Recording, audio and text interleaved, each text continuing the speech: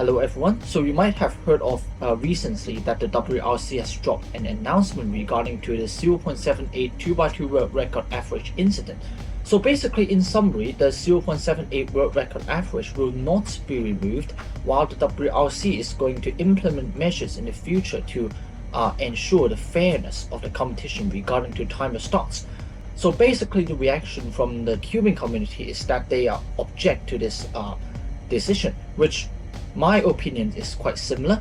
I think that the 0.78 world record should have been investigated more deeply, and some action should have been taken regarding to the timer starts.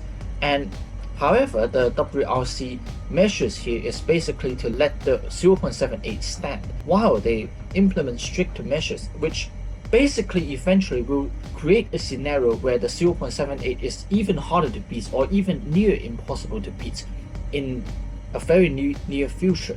And I think this creates a very unfair advantage to certain tubers. But this is not the major point of the video. The major point of this video is actually to point out a potential paradox that I found regarding to this statement for the frame by frame analysis. So basically, the WRC is going to implement a new set of measures regarding to timer starts. They are going to, for the first time in history of the WCA, they are going to implement a frame by frame analysis in competitions. However, they are not going to implement in every single soft of every single tuber, because that would involve a huge amount of time and it's too costly to do so. Instead, they are going to do frame by frame analysis for selected eligible softs. So I'll read out directly from the statement. So there are several criteria that you have to meet in order to be eligible for frame by frame video review. So basically, there are 4 criteria, and if you fall into one of the following category, you are eligible for a frame by frame video review. The first category is that you're having an attempt which consists of a regional record, or it was your personal record and it is in the top 50 of the world. So basically, world record 50 or above will be eligible to be caught in frame by frame video analysis. Another criteria that could also be eligible is attempts that form part of a mean or average, which is a regional record or a personal record in the top 50 results of the world ranking. So basically, the first 2 criteria is just single and average of a regional record. That could be NR, it could be CR, it could be WR, or it is in the top 50 of the world ranking. The third criteria is that attempts performed in the final round of national championship, continental championship, or world championship. So basically, major championship finals, you are eligible for frame by frame video review. Fair enough, we should ensure that every champion is fairly crowned. And finally, which this regulation would be used, is that if it consists of an attempt with a disputed penalty or disqualification where frame by frame analysis potentially demonstrate the validity of the attempt. So these are the 4 criteria, and if you fall into one of the 4 criteria, you are eligible for frame by frame video review. So here, some people might think that as long as you meet one of these criteria, they will frame count you. In fact, that is not true. You are just eligible for frame by frame review, so they have the right to frame count you, but it is not a responsibility from the for the delegate to frame count you, even if you meet these criteria. So where's the paradox? The paradox, in my opinion, is that down here it said that given that factors such as the camera use, frame rate, resolution, and angle may change how an attempt is evaluated, fair enough, penalties assessed through frame by frame analysis will only be applied if the violation occurs with a strong degree of confidence. Now, here's the main point. So the delegate must have a strong degree of confidence that frame by frame analysis could potentially DQ you or apply some penalties to you.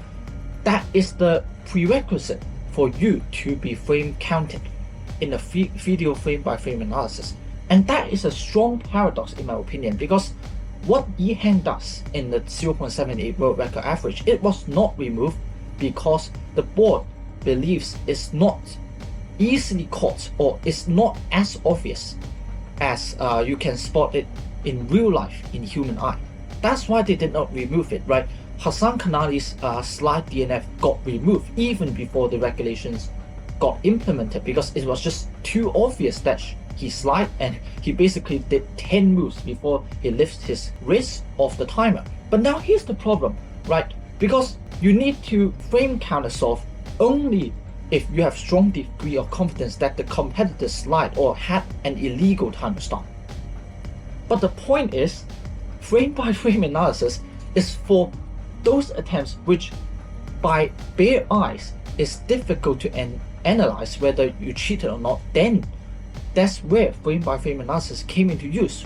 But then you are saying that you need to have a strong degree of confidence before you implement frame by frame analysis. That is just a paradox, because if you have a strong degree of confidence, that means you catch a person sliding by bare eyes, and then you use the frame by frame analysis to confirm it. So that basically changed nothing, because Yi Heng Wang 0.78 world record, he slide and it's not that visible in real life bare eyes. That's why people frame counted. But now you are telling me that you could only frame count when you have strong degree of confidence. So basically the measures would be completely unusable.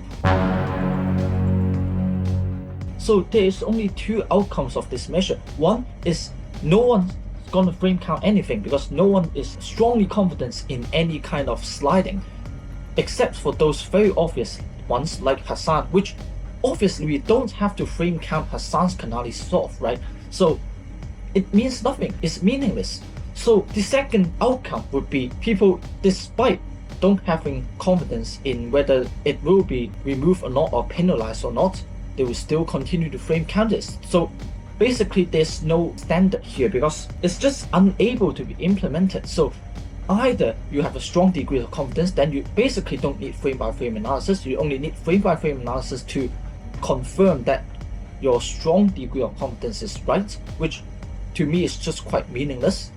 The second outcome is that no matter a delegate has strong degree of confidence or not, they are still going to do the frame counts, which actually is against the regulation, but delegates might start to do it, and then it causes some discrepancy in the fairness of the judging, because some delegate might not frame count, some delegate will, and just create some unfairness here. So let me know what you think about this paradox. I think that it really doesn't make sense, and if I misinterpreted or misunderstood anything about the regulations, feel free to comment down below to correct me. But for now, I just think that this event is just dead.